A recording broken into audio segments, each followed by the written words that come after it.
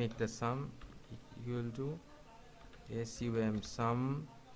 Then your first column address is where C8 is situated, is C2, and then the column address is C3, obviously the next column, next cell, sorry. So if you enter, it comes the addition of 18 and 17.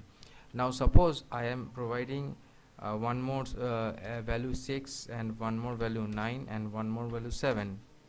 So I want to, now let's add up sum.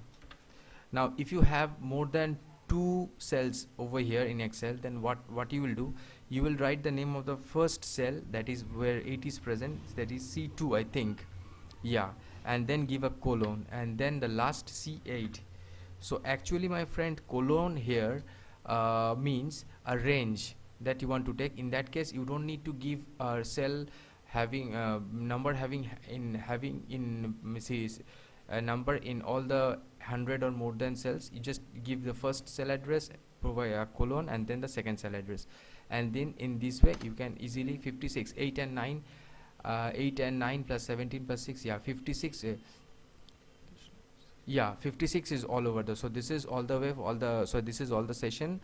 My name is Tamal Das. We guys represent Tech Talks. Number is 8420879118, and your the email is dastamal6@gmail.com. Provide government registered certificate course on computer, provide sell dry fruits, provide designing on